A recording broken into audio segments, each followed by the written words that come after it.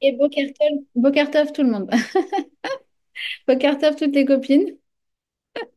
Et Shavuot on entend des bonnes nouvelles. Baruch Hashem, ça a commencé voilà, avec les trois nouveaux qui sont rentrés hier, qui avaient l'air quand même en meilleure forme que la semaine dernière. Donc, ça met du baume au cœur. Et en l'occurrence, moi, celui qui m'a... Bon, enfin, voilà. Moi, en plus, j'habite en face d'Ichilov. Donc, hier, j'ai vu les hélicoptères arriver à 13h. Je me suis effondrée en larmes. Mais un d'eux est fils unique. Sacha est fils unique. Et donc, enfin bon, bref, de toute façon, chacun, c'est une histoire en particulier. Mais bon, voilà, c'est beaucoup, beaucoup, beaucoup d'émotions pour le clan d'Israël. Ok, alors, nous poursuivons notre cours sur la joie. Boker Tov. Alors, comme je vous ai dit, avant de parler, de rentrer dans le vif du sujet avec le Orchot Tzadikim, je voulais vous présenter plusieurs perspectives sur la joie. On avait vu celle de Rav Chaim Vital et je vais vous montrer le programme des spectacles. Je vous ai préparé une petite présentation. Hop,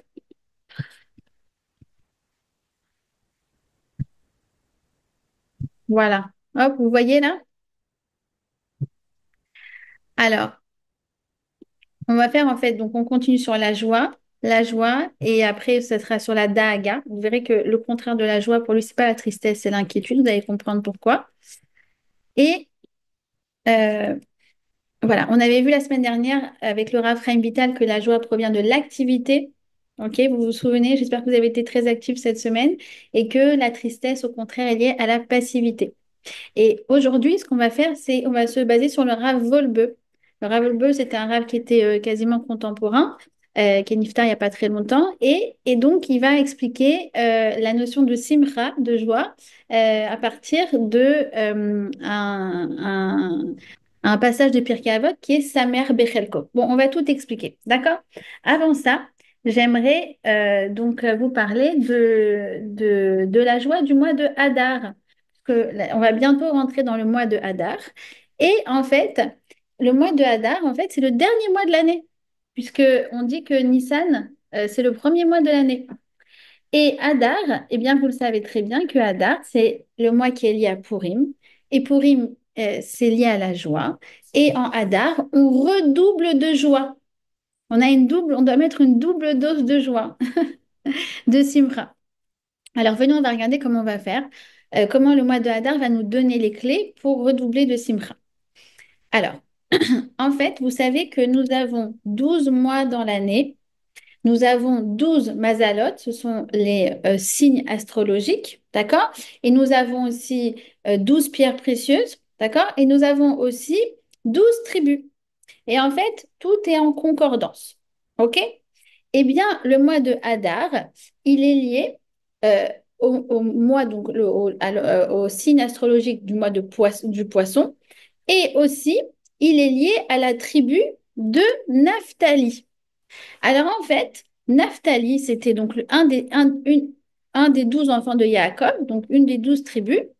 Et en fait, quand on voit qu'est-ce qu'il a reçu comme bracha, comme bénédiction Naphtali, alors ça va nous donner des secrets pour activer et réveiller la joie qui est présente en nous, mais qui dort et qui est désactivée. Alors, Naphtali a reçu deux berachot, comme toutes les tribus. En fait, il y a une première fois où les tribus ont reçu une bénédiction, c'est au moment où leur père Yaakov était sur son lit de mort. Il a béni les tribus une à une. D'accord? Donc Naphtali a eu sa bracha. Puis, bien des années plus tard, 400 ans plus tard, lorsque Moshe va quitter ce monde, eh bien, il va de nouveau bénir les tribus dans leur ensemble. D'accord? Alors, en fait, très souvent, nos tribus ont reçu à chaque fois deux brachot différentes. OK? Alors, quelles ont été les brachot de Naphtali? Alors, la première, je vous la montre, c'est quoi? Hop, la première, la bénédiction de Yaakov, c'est Naphtali est une biche qui s'élance. D'accord? Euh, Naphtali ayala shlucha anoten. Anoten, c'est la fin du pasuk. Ayelet shlucha. D'accord? Et ça, c'est la première, c'est une biche qui s'élance. Et la deuxième bracha qu'il a reçue, donc que la tribu de Naphtali a reçue, donc leurs descendants, ses descendants ont reçu 400 ans plus tard, c'est quoi? C'est Sava Ratson ou Malé Birkat Hashem. Il est rassasié des grâces, comblé des bénédictions du Seigneur. OK? Alors là, en fait, ça va nous donner, ces deux brachot, ça va nous donner les deux clés pour activer la simcha. OK? La première, c'est quoi? C'est une biche qui s'élance. Ayala, shlucha, elle s'élance, elle va vite, elle court. La biche, c'est un animal qui va vite, qui est très, très actif. C'est ce qu'on avait vu la semaine dernière. Être actif, on avait vu que c'est notre santé mentale qui en dépend. Et il faut se méfier des messages, parfois certains messages de la société occidentale qui veulent absolument nous vendre des trucs pour faire le moindre effort, farniente et ne plus rien avoir à faire, etc. Parce que en fait, ça torpille notre santé mentale. OK? Et on avait vu que la passivité, eh bien, c'était lié à la tristesse. Que quelqu'un de dépressif, en général, il n'a pas d'objectif.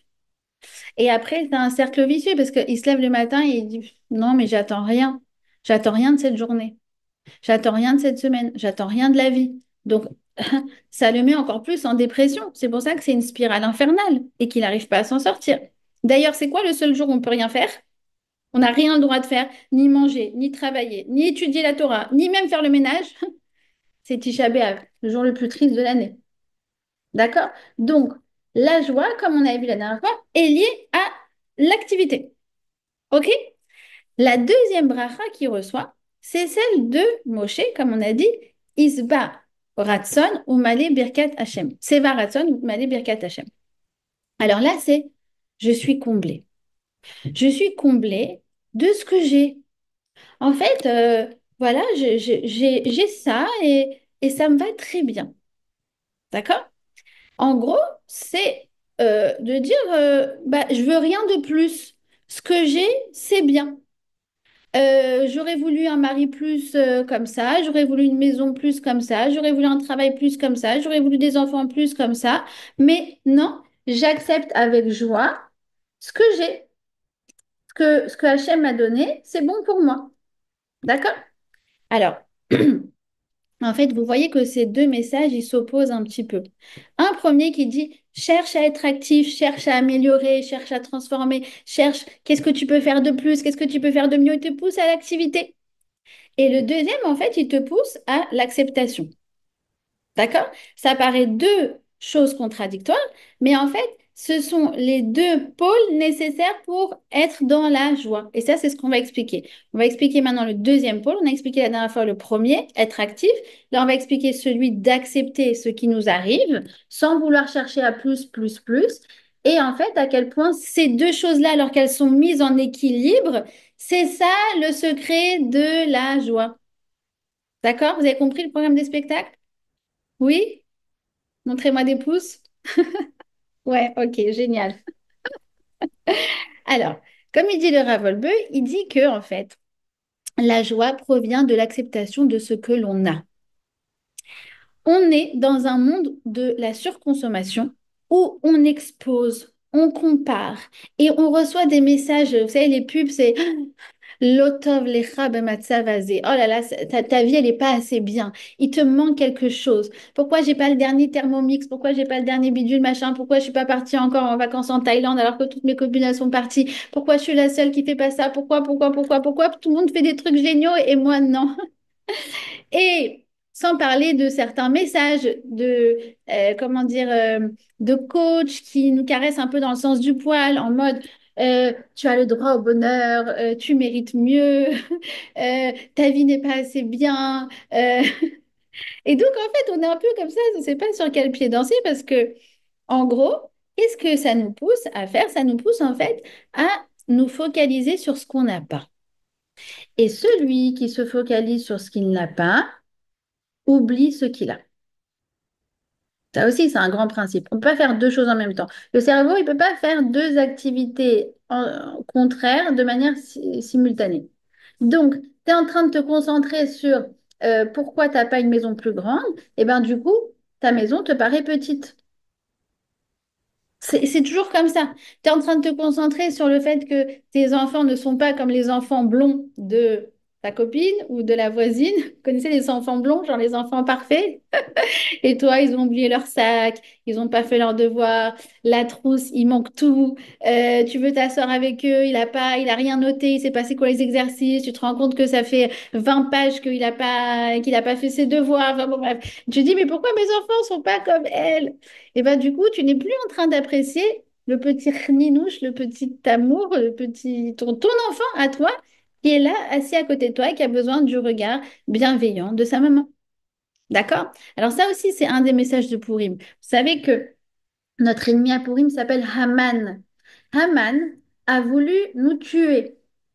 Et nos sages nous disent, Haman, tu sais où est-ce qu'on retrouve ce mot Haman dans la Torah? Avec juste des autres voyelles, on le retrouve dans Hamin.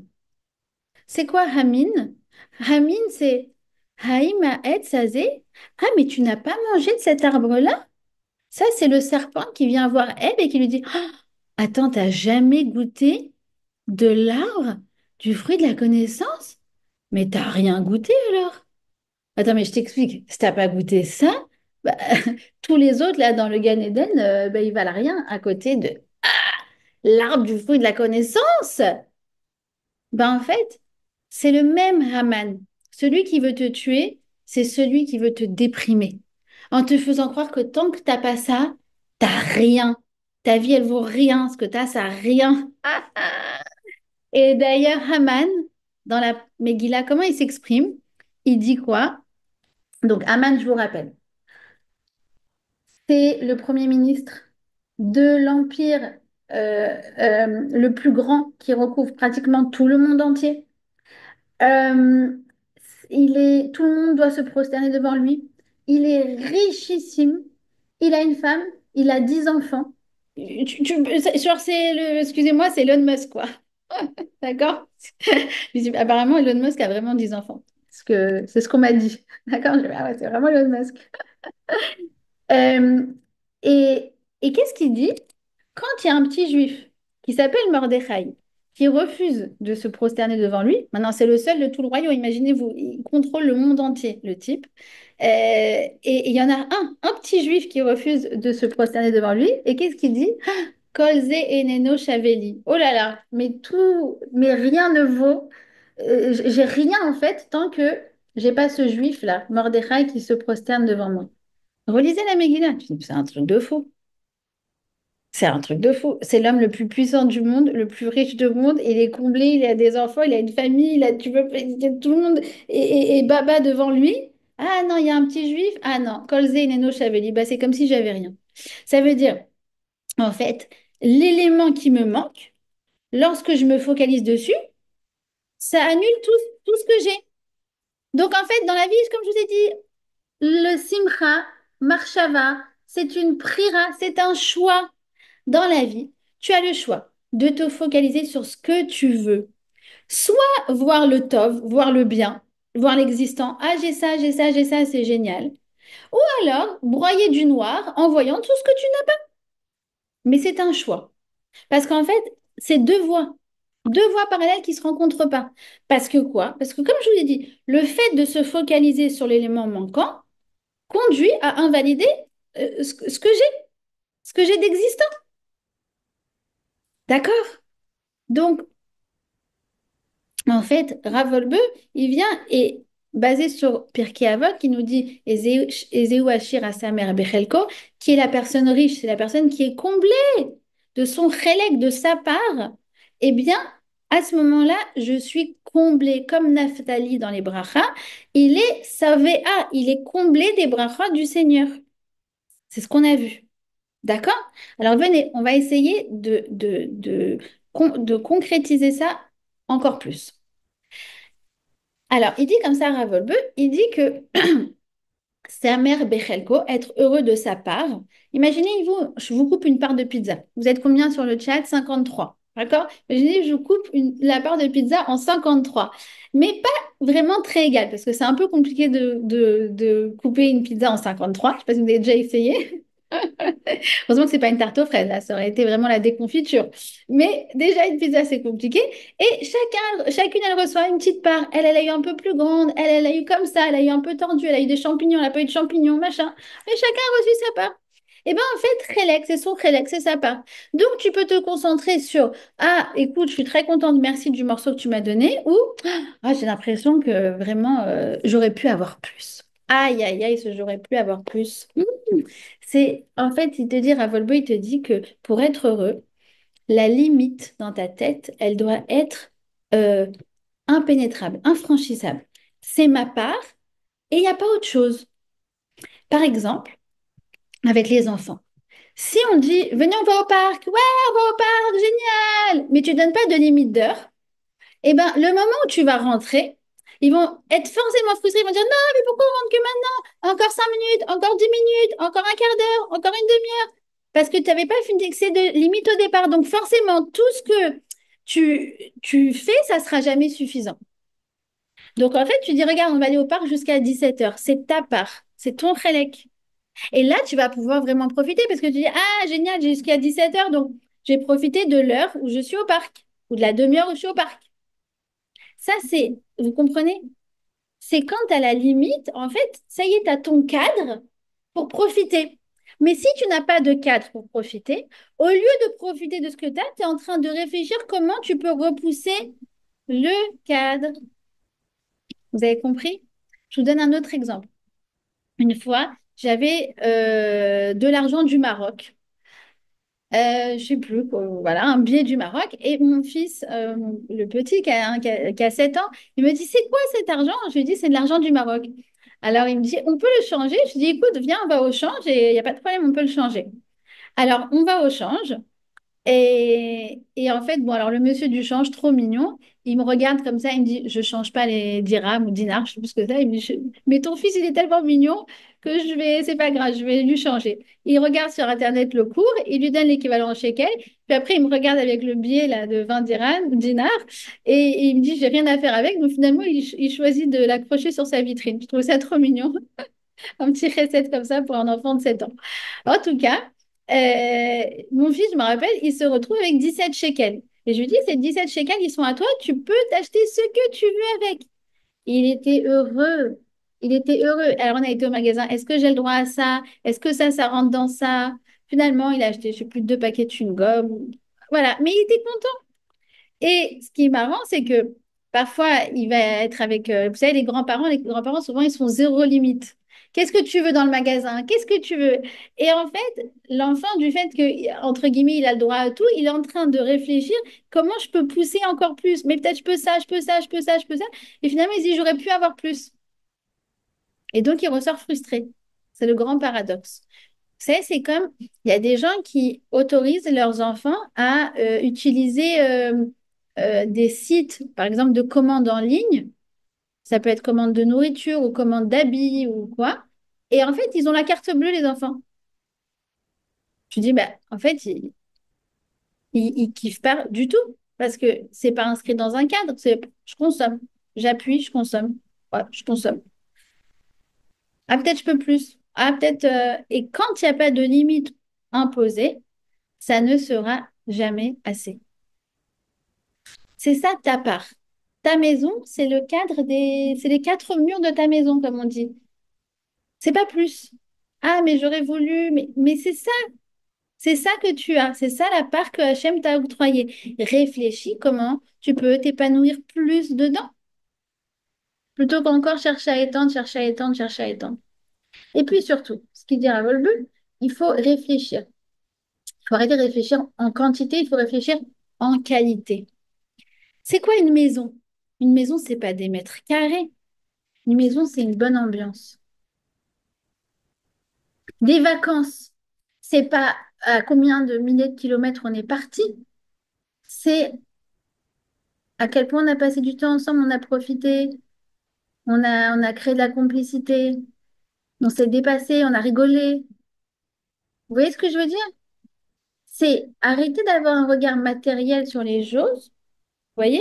Toujours concentré en fait, ah, on est en termes quantitatifs, ouais, peut-être plus, bon, peut-être on fait plus, peut-être ils font plus, mais au lieu de se concentrer sur l'intensité de la joie, de la relation, de la simcha, de, voilà, de tout ça qui se crée dans les quatre murs de cette maison.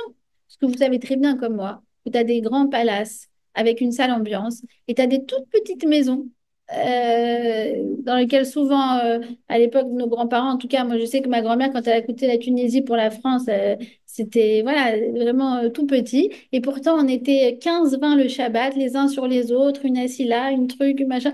Et c'était la meilleure ambiance au monde. Mais c'était la meilleure ambiance du monde. Tous les cousins réunis autour des tables de Shabbat dans un deux pièces. Mais qu'est-ce que tu veux de plus comme bonheur? Vous voyez ce que je veux dire?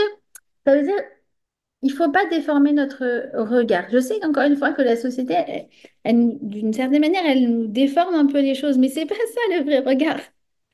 Le regard, c'est la pnimiout, c'est l'intériorité qui se passe dedans. D'accord? Et accepter de faire avec les moyens du bord. Accepter de faire avec les moyens du bord, des fois, c'est pas l'idéal. Tu te dis, bon, c'est vrai que moi, je peux pas partir en vacances. Euh, Voilà, par exemple, je vous donne un exemple. En France, les gens, ils ont, je sais plus combien de jours fériés, plus je sais plus combien de jours de congé, de RTT, de machin et tout. Alors bon, en Israël, nous, alors c'est vrai, bah, au Hachem, il y a les fêtes, d'accord? Et puis après, on a, voilà, 10 jours de congé, voilà. Et, euh, et bon, c'est mieux qu'à New York, hein. Moi, j'ai habité à New York. Et personnellement, j'avais 10 jours de congé, mais là-bas, il y a 13 jours de Yom Tov. Donc, ça, c'était vraiment horrible. Alors, j'ai pris pas du tout de vacances à chaque fois, enfin, quand j'habitais là-bas. Donc, c'est quand même mieux ici. Bon, vous voyez, comme quoi, on peut toujours voir le positif, son chélek à soi.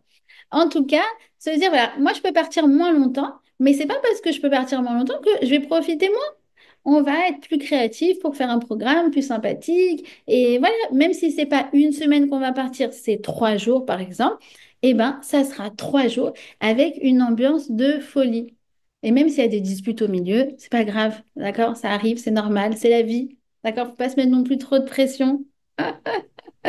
Mais en 3 jours, on peut kiffer autant qu'en 10 jours. Enfin, vous voyez, il n'y a pas de règle en fait. Vous voyez ce que je veux dire? Il n'y a pas de règle. Et ce qu'on retrouve dans les vacances, encore une fois, c'est l'affectif. Vous savez, des fois, il y a des gens qui avaient des maisons de vacances.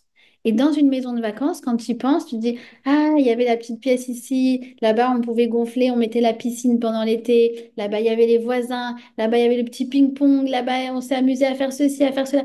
Et le fait que c'était répétitif et que ça venait éveiller de l'émotion, tout ça, alors qu'il y a des enfants qui sont partis à Cancun, à Thaïlande, à Acapulco, à Bidule, à machin, et ils n'ont pas forcément ces souvenirs-là.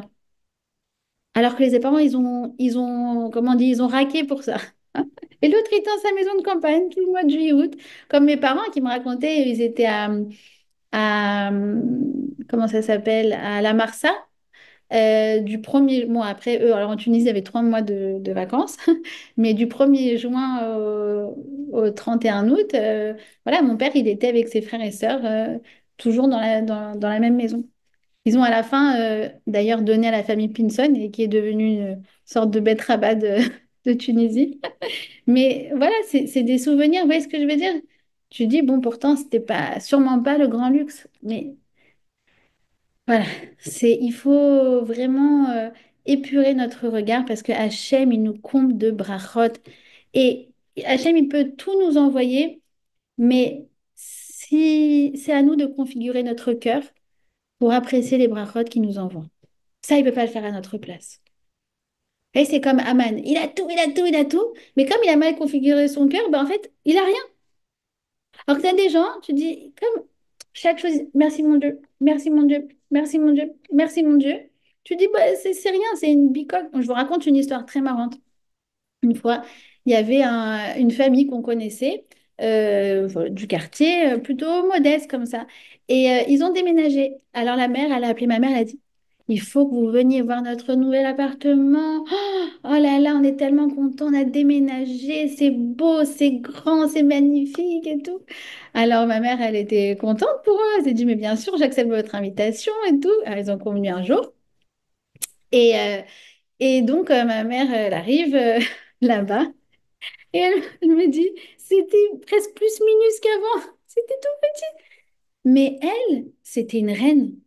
Elle était heureuse. Elle a déménagé, c'était bien. Elle a dit, j'ai jamais vu une femme aussi comblée que ça.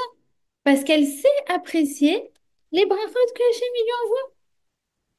Ça dépend de nous. C'est une prira, c'est une configuration du cœur. Et pour ça, il faut pas rentrer dans un schéma comparatif.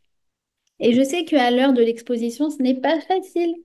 C'est pas facile. Il faut pas rentrer dans les schémas comparatifs. Vous savez, sous la choupa, je vais vous montrer encore quelque chose.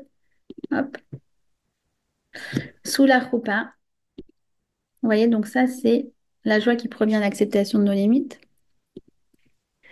Euh, il y a une bracha qu'on dit qui est Samer te Samer Re'im Ahuvim. On dit, euh, on souhaite au couple, on leur dit que vous soyez bénis euh, comme Adam et Ève au Gan Eden. D'accord? Donc, on vient voir le couple et on dit, regarde, je te souhaite d'être aussi heureux que Adam et Ève. Pourquoi c'est les plus heureux du monde, Adam et Ève? Tu pourrais choisir un couple peut-être plus exemplaire. Pourquoi pas? Pourquoi pas Abraham et Sarah?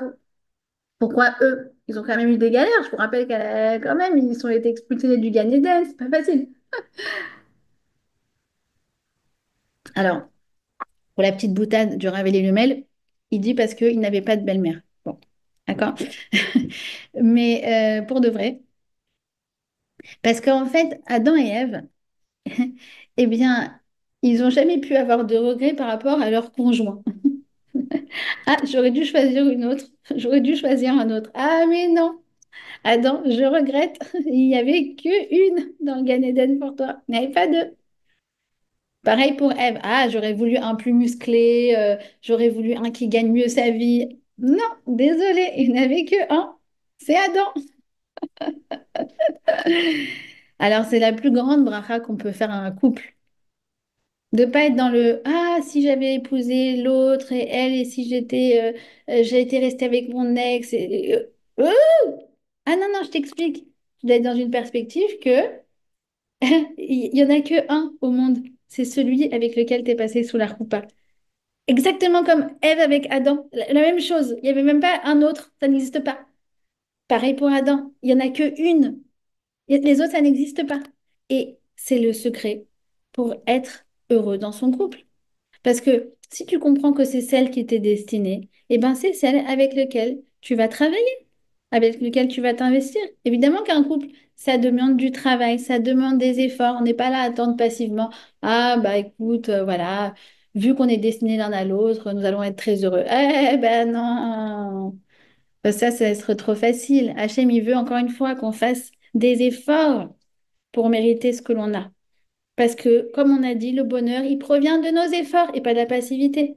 Donc, ton couple, c'est ton couple. Il n'y a pas autre chose. Il n'y a rien à comparer. Il n'y a rien à aller chercher ailleurs. Et une fois que tu comprends que c'est lui, une fois que tu comprends que c'est elle, alors en fait, tu n'as plus qu'à te retrousser les manches et à travailler ton couple. D'accord? C'est voilà le phénomène de si j'avais su, et si j'avais pu, et si j'avais eu. Je vous ai déjà raconté que j'ai une, c'est tellement drôle, une fille qui est venue me voir, mais vraiment déprimée, déprimée. Ah là là, elle me dit vraiment, qu'est-ce que je regrette, mais qu'est-ce que je regrette, mais qu'est-ce que j'ai été bête. Alors, je lui dis, qu'est-ce qui se passe? J'aurais dû investir dans les bitcoins. Vraiment, j'aurais dû, regarde combien ça a pris depuis. Bon, moi, je ne connais rien, d'accord, ah bon, d'accord, ok. Et je lui dis, mais d'accord, mais t'avais de l'argent à investir? Elle me dit, non. Bah, alors, bah, super, très bien, voilà. Tu veux regretter quoi? C'est quoi en fait? Tu peux te morfondre, mais c'est ton choix. Mais tu peux te lever le matin et décider de te morfondre, il n'y a pas de problème. C'est ton choix. C'est ton choix. Vous comprenez? Je vous raconte juste une petite blague parce que j'ai trouvé trop drôle et après on continue pour la suite. C'est vraiment, j'ai eu un fou rire à la synagogue ce Shabbat. Il y a un fidèle de la synagogue qui maintenant qui travaille avec l'Afrique. Bon, alors en fait, il nous raconte que dans son microcosme quoi, de investisseurs africains, bidule machin, donc c'est que des gens du Nigeria, du Congo, du bidule machin. Alors, il y en a un, il a créé un groupe qui s'appelle Israël Éternel, et ils sont genre 1000 Africains, et ils s'envoient des cours de Torah toute la journée. Déjà, je trouve ça tellement incongru que je commence à avoir le fou rire. Il dit, attends, attends, attends. Il dit, et là, il y en a un qui dit, oh là là, il envoie un cours du Rav Ron Shaya, il fait, vous devez trop écouter ce qu'il dit, ce Rav, ce sont des conseils conjugaux. Moi, ça m'a beaucoup aidé à m'entendre avec mes trois femmes. Voilà, c'est très drôle. T'as un type du Congo qui écoute les cours de Rav Ron Shaya et qui dit, c'est génial, ça m'aide avec mes trois femmes. Bref, pour mettre de la simra, d'accord? Que je vous raconte ces petites blagues. Alors, donc, du coup, voilà, on n'a pas de regret. On se dit, j'ai fait ce que j'avais à faire. Et je l'ai fait à la lumière des éléments que j'avais à ce moment-là. Parce que qu'est-ce qui se passe? Pourquoi on regrette? On se dit, ah, mais j'ai été bête. Mais bien sûr, tu es toujours plus intelligent une fois que tu as fait le choix. Parce qu'une fois que tu as fait le choix, tu as vu le résultat. Mais que ça veut dire j'ai été bête? Quelqu'un qui m'a envoyé ça, qui m'a dit, si je ne m'étais pas trompée autant, je n'aurais... non, si j'avais eu la maturité d'aujourd'hui, je ne me serais pas trompée autant. Et son chat, je crois, il lui répond, il dit, si tu ne t'es pas trompé autant, tu n'aurais pas la maturité d'aujourd'hui. Tu la refais ou pas? Ouais, c'est bon? Eh ben, évidemment. Évidemment, beaucoup plus intelligent maintenant parce que tu t'es planté. Donc c'est facile de dire ah mais dommage, j'ai été bête ou j'ai été naïve. Bah, c'est normal. Heureusement que tu as appris de l'expérience et que maintenant tu es plus intelligente qu'avant. Allez, il y a la next, on avance. On regarde pas en arrière pour ces choses-là. On regarde pas en arrière.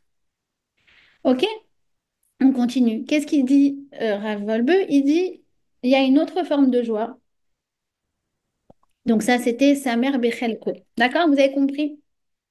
Que c'est en fait un, comment dire, c'est le binôme d'avoir de l'ambition. En fait, il dit comme ça, le Rav Moshe Boyer, il dit que dans la vie, une personne, elle doit toujours avoir ces deux pôles qui sont activés. D'accord? Le premier, c'est quoi? C'est je me fixe des objectifs.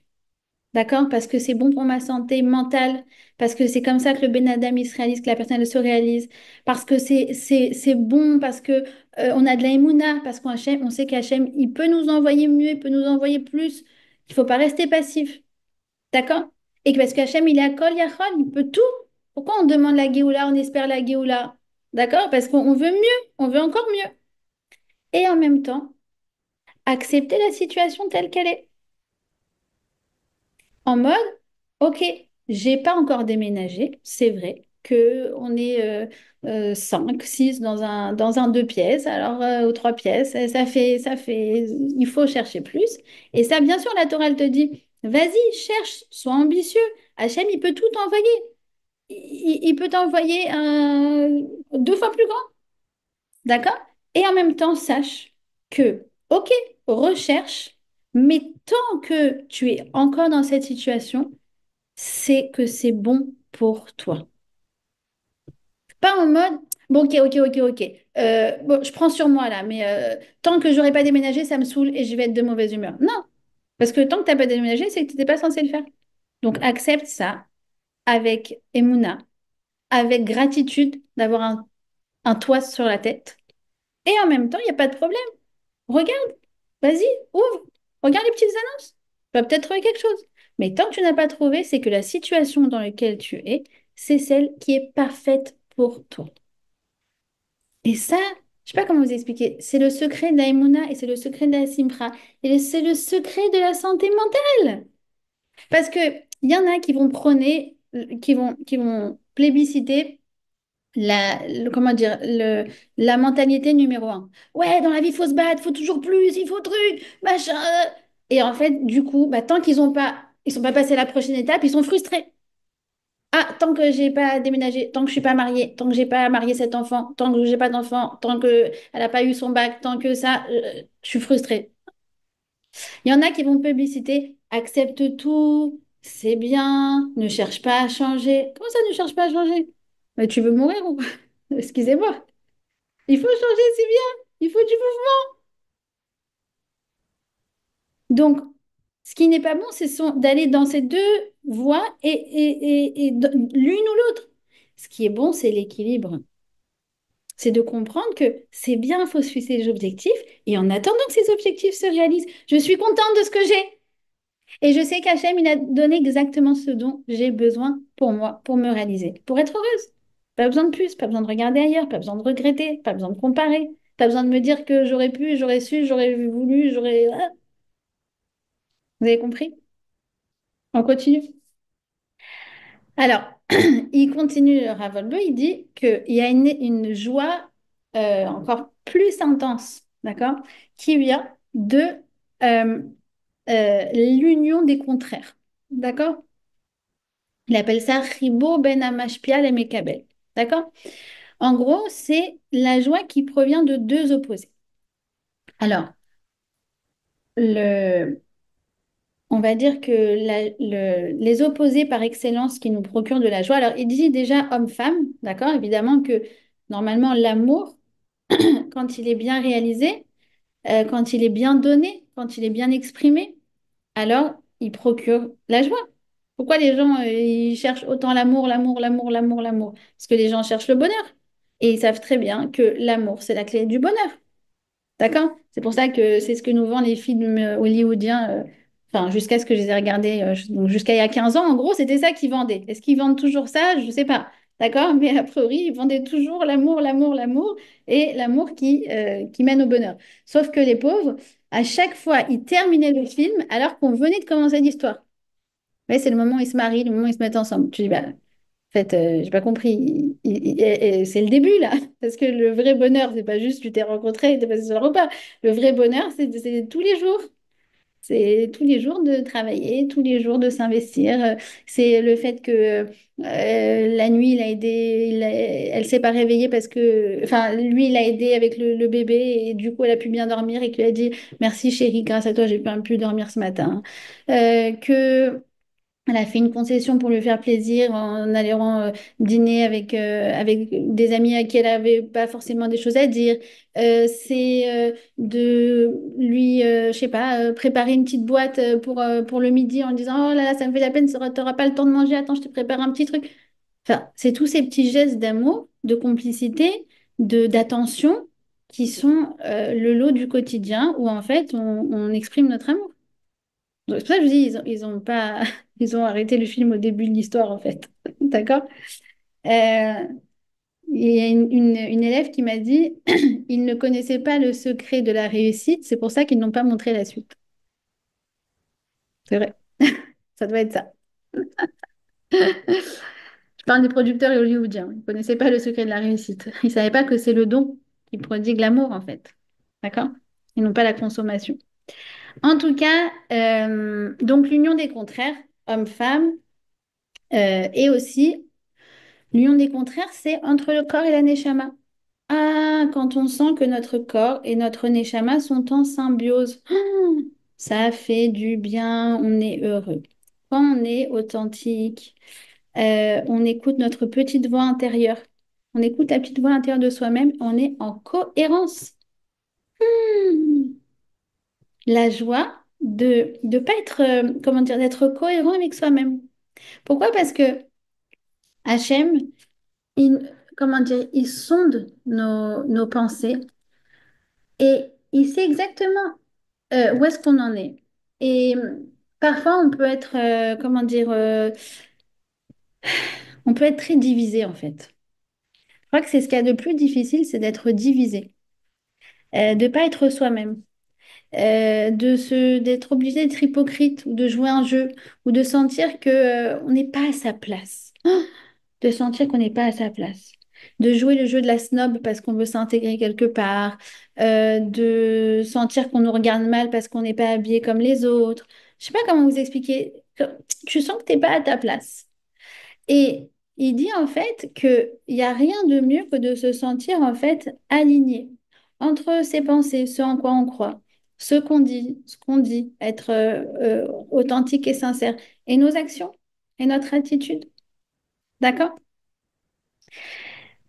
Euh, l'autre union des contraires qui nous apporte aussi de la joie, c'est l'union entre le matériel et le spirituel. D'accord? Et ça, c'est quelque chose qu'on peut faire aussi dans nos vies, de dire, regarde, tout ce que Hachem m'a donné, je vais essayer de l'élever vers quelque chose, vers un but, vers un objectif. Par exemple, voilà, une voiture. Ah, mais est-ce que je peux aider, déposer à manger aux soldats, par exemple? Euh, j'habite en face de l'hôpital. Est-ce que je peux me rendre plus utile, par exemple? Nous, par exemple, on a, bah, au Hachem, on a ce grand route, comme on habite en face de l'hôpital et qu'on a une chambre qu'on peut, dans laquelle on peut, enfin, qu'on peut libérer le Shabbat. Alors, l'hôpital, ils ont notre numéro de téléphone et s'il y a des gens qui ont besoin de dormir dans le quartier, euh, parce qu'ils ont quelqu'un qui est malade et qui doit rester hospitalisé à Shabbat, qui vont venir assister, etc. Alors du coup, ils ont notre numéro et les personnes peuvent dormir chez nous. Bah, c'est une grande simcha en fait. Je crois qu'il n'y a pas plus grande joie que ça. Quand tu te dis, mais tu te rends compte, j'ai pu mettre à disposition à quelqu'un qui en avait besoin, quelqu'un qui a besoin d'être avec quelqu'un de malade à l'hôpital et qui fait Shabbat. Je peux lui laisser une chambre et il peut faire cette mitzvah extraordinaire. Et moi, j'ai une part dans cette mitzvah-là. Mais il n'y a rien qui te remplit plus de joie. Et ça fait des années, mais à chaque fois qu'on nous appelle pour nous dire, est-ce qu'on peut dormir, est-ce qu'on peut vous envoyer quelqu'un, est-ce que quelqu'un peut dormir chez vous? Mais ça nous rend mais tellement heureux. On dit merci à Hachem qu'on a ce srout, qu'on a ce mérite. C'est extraordinaire. C'est un grand mérite. Et du coup, c'est plus une chambre, c'est pour nous, c'est de la, enfin, ouais, c'est de la gdoucha, quoi. Vous voyez ce que je veux dire? Et en fait, on peut faire ça avec tout. Et ça donne du sens à ta vie. Et ça fait que, comment dire, c'est un plaisir qui fait, le plaisir de faire plaisir, le plaisir de rendre service, le plaisir de faire une mitzvah, le plaisir de faire du chesed, c'est un plaisir qui dure dans le temps, en fait. Et quand quelqu'un t'a dit merci sincèrement pour dire j'ai pu être avec ma mère, j'ai pu être avec mon père, il y en avait un une fois, malheureusement, il était avec. Je crois que c'était son père et il a pu en fait rester avec lui jusqu'au bout à Shabbat, les niftars à Shabbat. Donc il est revenu le samedi soir un peu voilà triste et tout, mais il nous a dit merci, grâce à vous, j'ai pu rester jusque les dernières minutes avec mon père, quoi. Je lui dis bah franchement merci Hachem qui nous a donné ce mérite-là, quoi. On peut tout faire, tout faire. Tu as plus de temps, tu peux aller rendre visite à des personnes âgées. Tu peux. Et ça te donne une joie, une pêche. Ah, mais alors, tu te dis franchement, ouais, si tu me donnes, tu me donnes, je sais pas, 1000 shekels à côté de ça, je- souvent ils me disent, ah, est-ce qu'on peut vous donner de l'argent? Je dis, ah non, surtout pas, genre vraiment, surtout pas, ça gâcherait les choses, quoi, vraiment pas. Vous comprenez? C'est associer le matériel et le spirituel. Et ça donne un sens incroyable à sa vie, quoi. D'accord? Et même le corps. Le corps, il est kadosh. D'accord? Faut pas oublier ça. Le corps, c'est l'écrin de la neshama. Et vous connaissez cette histoire, une fois, il y a Hillel Azaken qui marchait sur le long de la route et ses élèves l'ont interpellé. Où tu vas? Où tu vas? Je vais faire une mitzvah. Ah, notre maître, il va faire une mitzvah. Ça les titille, là, ça pique leur curiosité. Alors ils le suivent. Où tu vas? Tu vas? Tu vas? Tu vas? Je vais faire un commandement, une mitzvah. Alors, il dit, mais qu'est-ce que tu vas faire? Je vais au bain public, je vais prendre ma douche, quoi, comme si je dis, je vais prendre ma douche. Elle dit, quoi, ça c'est une mitzvah? J'ai dit, bah oui, nous, on a été créés à l'image de Dieu, on a une neshama élokite, on a une neshama divine, le corps, c'est l'écrin de la neshama. Donc, on prend soin du cadeau extraordinaire que Dieu nous a donné, qui s'appelle le corps. D'accord? Mais quand tu vois les choses dans cette perspective-là, tu te dis plus, bah, je prends ma douche, quoi. Vous voyez ce que je veux dire? C'est waouh! Waouh! C'est comme je devais je devais payer de l'argent à quelqu'un que je devais, quelqu'un qui a travaillé pour moi. Donc, j'allais lui envoyer les sous. Et avant ça, mon mari m'a dit, ah, tu vas lui envoyer les sous? Mais attends, mais c'est génial! Tu fais la mitzvah de Beyomo Titen Sraro, de payer quelqu'un en temps et en heure. Je fais, mais c'est génial, ça veut dire, en gros, tu faisais un truc banal et tout d'un coup, tu fais quelque chose qui a du sens, que tu viens de faire un des 613 commandements. Tu dis, mais c'est quoi cette Torah de folie? Mais c'est quoi cette Torah de folie? Ça veut dire que tu as une vie qui est remplie de sens. Vous vous rendez compte le srout que Hachem il nous a donné? Ça veut dire il nous a donné. Ah, je vais vous raconter cette histoire. Je vais raconter cette histoire. C'est tellement extraordinaire. Et c'est exactement ça. Une fois, c'est une histoire, peut-être que je vais déjà raconter parce que franchement, c'est un classique. Une fois, il y a Rav Yakovson, il était jeune, il devait avoir peut-être 10 11 ans. Et il sortait de la yeshiva ou du Talmud Torah, à l'époque c'était Talmud Torah. Et il voit un des grands rabbinim de sa génération, qui est le Rav Shlomo Zalman Auerbach. D'accord? Et quand il était petit, Rav Jacobson n'avait pas sa langue dans sa poche. Et à chaque fois, il posait des questions. Parfois, il posait même des questions qui remettaient un peu trop le prof en cause. Et donc, du coup, il était très taquin, pas taquin, mais il avait un peu provocateur, d'accord, dans ses questions. Et quand il voit le Rav Shlomo Zalman, il se dit, ah, Yesh li she'ela, j'ai une question. Et le Rav Shlomo Zalman, je ne sais pas si vous avez déjà vu, je vais vous montrer son portrait. Le Rav Shlomo- Ah, là, il est là. Euh, Attendez. Vous voyez, c'est lui là. Vous voyez ce sourire là? Ce sourire de folie. Alors, le Rav Shlomo Zalman, il lui fait un grand sourire. Il lui dit, oui, qu'est-ce qu'il y a? Et là, le Rav, enfin, à l'époque, Rav Jacobson, qui avait 10 11 ans, en fait, il se dit, en fait, j'ai pas de questions, c'était juste pour dire de la provocation. Yesh li she'ela, mais sur le coup, il sait pas quoi dire. Puis tout d'un coup, il lui vient une question. Il dit comme ça, il dit, je comprends pas. Il y a marqué, et Rabbi Akashia Omer, euh, euh, tout. C'est comment? Ratza Kadosh Baruch Hu, les Akot et Israël, les Fichar et Irba Lahem Torah ou Mitzvot. Dieu a voulu euh, donner du srout aux Juifs, et c'est la raison pour laquelle il leur a donné de la Torah et des mitzvot. Alors il lui dit comme ça, il lui dit, excusez-moi, mais si vraiment Hachem il nous aide, il nous aime, il devrait nous laisser tranquilles. Pourquoi il nous a donné 613 mitzvot? C'est quand même lourd, c'est beaucoup. Si vraiment tu aimes quelqu'un, tu lui dis, voilà, écoute, je veux que tu sois libre, je veux que tu fasses ce que tu veux, je veux que tu sois heureux, je veux que tu... Voilà. Je ne vais pas lui donner des injonctions et des contraintes. Parce que dit contrainte, dit contrariété. OK? Réponse du Rav Shlomo Zalman Auerbach. Vous la connaissez cette histoire ou pas? Parce que je la racontais souvent quand même dans les cours. Non? OK. Alors il lui dit, mon petit, est-ce que ça t'est déjà arrivé? Ah oui, il dit comme ça. Mon petit, est-ce que tu sais que dans le Shulchan Aruch, il y a écrit que on doit mettre la chaussure droite avant la chaussure gauche? Alors il dit, bah oui, voilà, justement, ça c'est un exemple parfait de pourquoi Hachem, il nous laisse pas mettre nos chaussures comme on veut, quoi. Alors il lui dit, mais mon petit, est-ce que ça t'est arrivé déjà de mettre les deux chaussures en même temps? Alors Rabbi Jacobson, il dit, bah non. Alors il lui dit, donc il faut bien choisir une à mettre avant l'autre. Et ça, Hachem le sait. C'est la raison pour laquelle il a mis à ce moment-là, lorsque tu mets tes chaussures, la possibilité de faire une mitzvah, d'écouter un commandement, qui est de mettre la chaussure droite avant la chaussure gauche.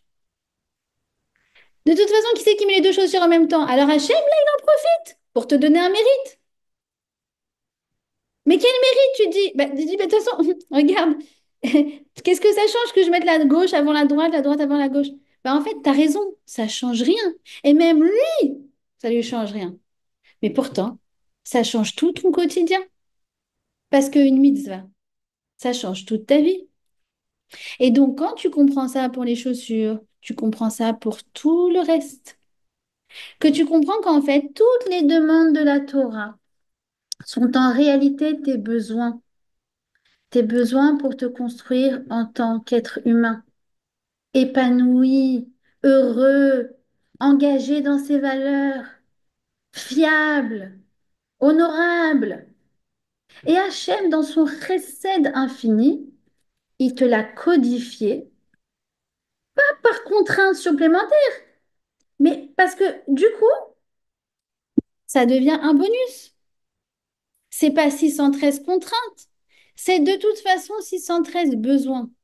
Mais comme ils sont codifiés en mitzvot, ça devient 613 privilèges.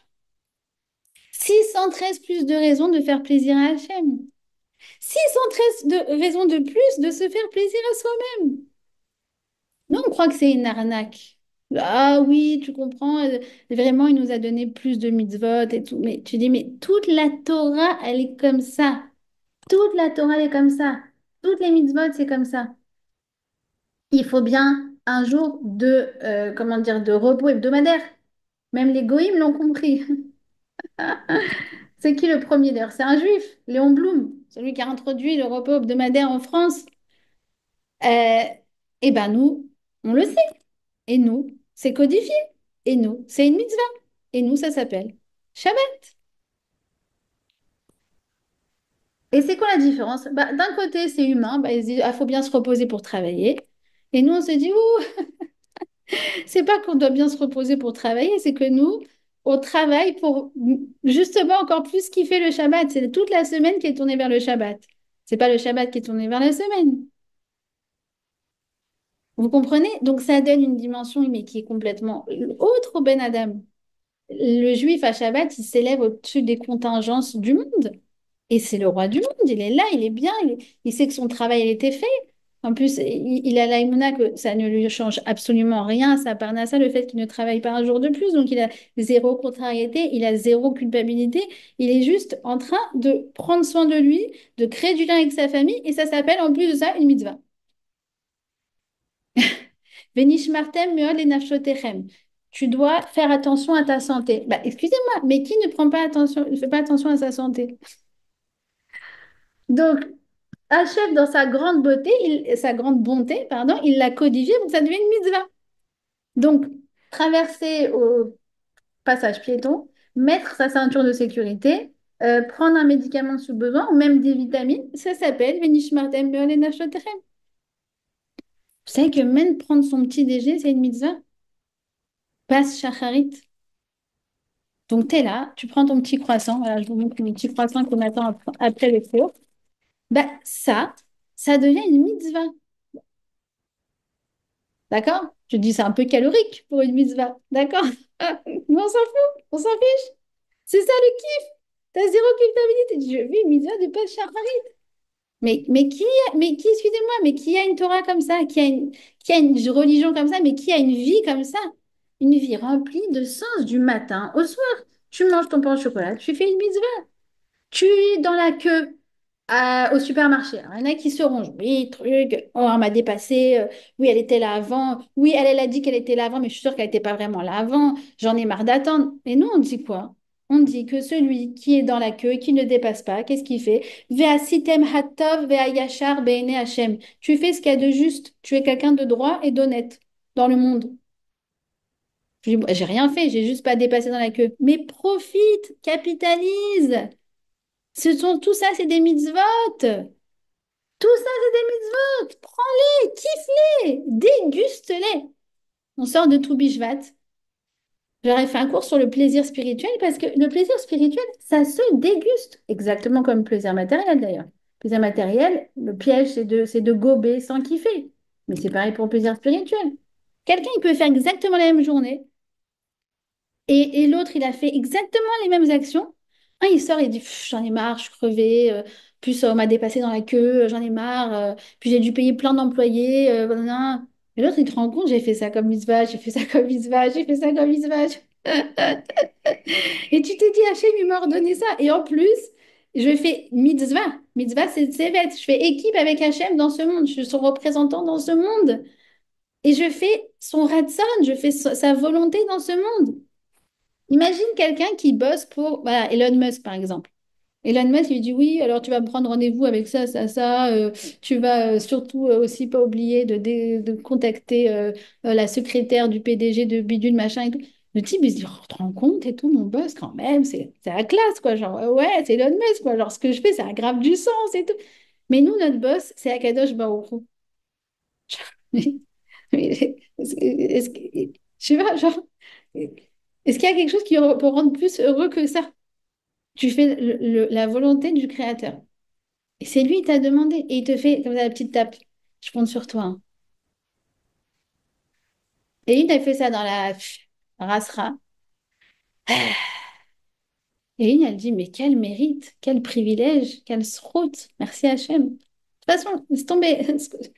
Ce que Hachem, ce que la Torah nous a donné, ce sont justement tous nos besoins pour nous réussir, pour être épanouis, pour être bien, pour être... il a codifié. Et dans sa grande bonté, il a codifié pour nous donner du mérite et pour être main dans la main avec lui. Tous les jours, c'est le Har Sinaï. Vous voyez, on a lu Parashat Yitro et les 10 commandements, et tout le monde vient à la Sina, et tout le monde se lève, et trucs, et tout. Mais tu dis, mais moi, c'est tous les jours Arsinaï, quoi. Tous les jours Arsinaï. Et le compteur des mitzvot, il tourne, il tourne, il tourne, il tourne, il tourne, il tourne toute la journée. Ça donne de la joie. D'accord?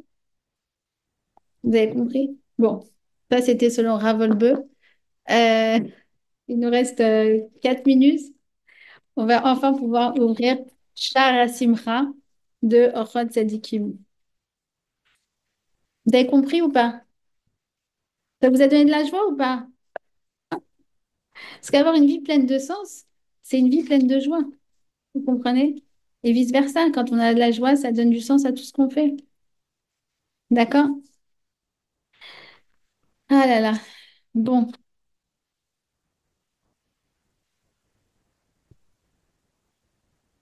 allez. Euh, je vais lire vraiment l'introduction, juste la première page, là. D'accord?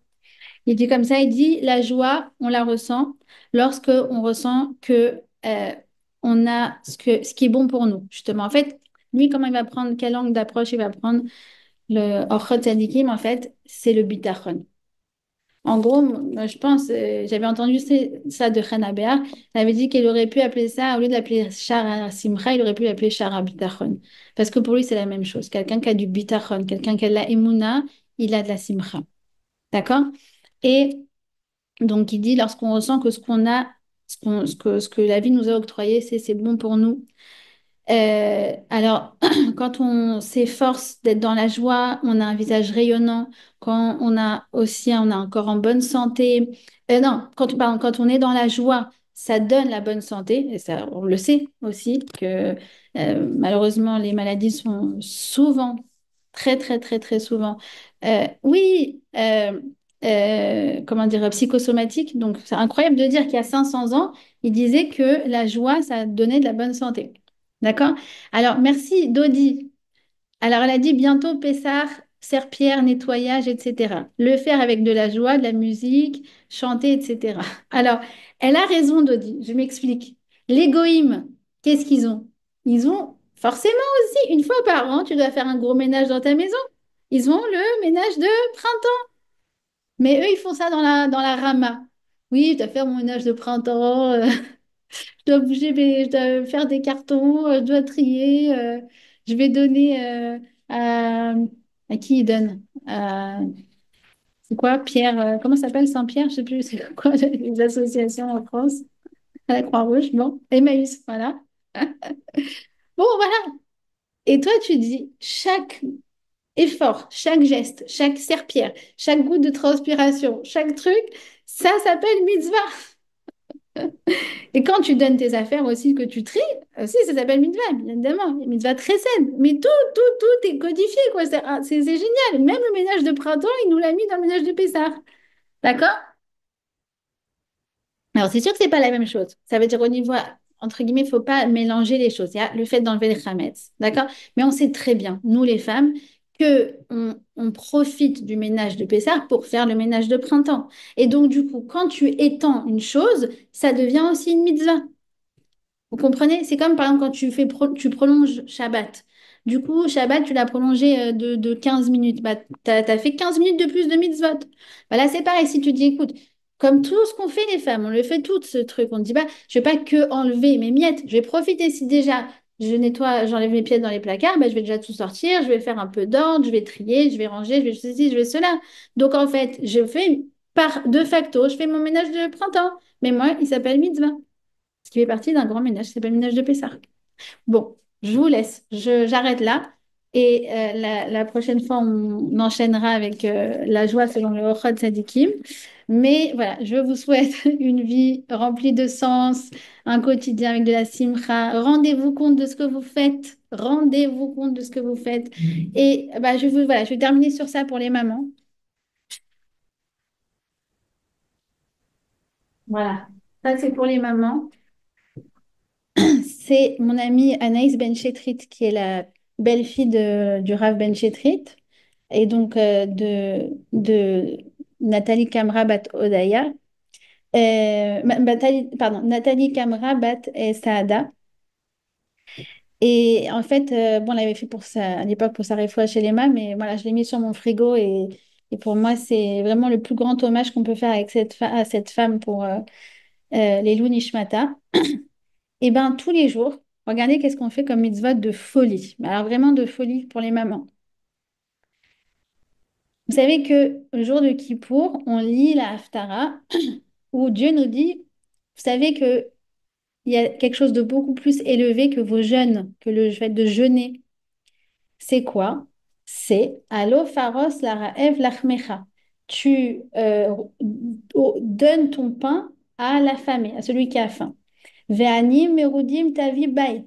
Et tu fais rentrer les gens meurtris chez toi. Qui tirait arum bekisuto. Et celui qui est nu, tu l'habilleras. Ou mi besarecha lo tit alam. Et tu te détournes pas de ta chair. Alors elle dit, Vanessa Benzaken, qu'en fait, ça, c'est la maman. Tous les jours, qu'est-ce qu'elle fait? Eh ben, elle rompt son pain pour l'affamé et les enfants, le mari à qui elle fait à manger. Celui qui est nu, tu te préoccupes de ses habits. C'est quoi? Lancer les machines, plier du linge, repasser pour celles qui ont le courage. Moi, non, j'avoue. Faire rentrer quelqu'un chez toi, tu lui ouvres la porte. Ah, ça va chérie, t'as passé une bonne journée, d'accord? Eh ben ça, non seulement c'est des mitzvot de la Torah, mais c'est encore plus élevé que la Neila de Yom Kippour. Vous vous rendez compte de ce qu'on fait? D'accord? Si ça ne nous remplit pas de joie, ça, franchement. Alors, il y en a une, elle fait la tête. Ah, d'accord, on va leur faire la soupe. Ok, on leur fait la soupe. Ah, on est marre. Tous les jours, c'est moi qui fais à manger. Sauf 2 fois dans l'année, c'est qui pourrait Tisha B'Av, mais sinon, c'est toujours moi, moi, moi, moi, moi. Et l'autre qui dit, mais quel kiff! Oh là là, là, je m'apprête à faire une action qui est encore plus élevée que Neila de Yom Kippour. C'est la classe. Et du coup, toutes tes carottes, tes courgettes, tes pommes de terre, elles prennent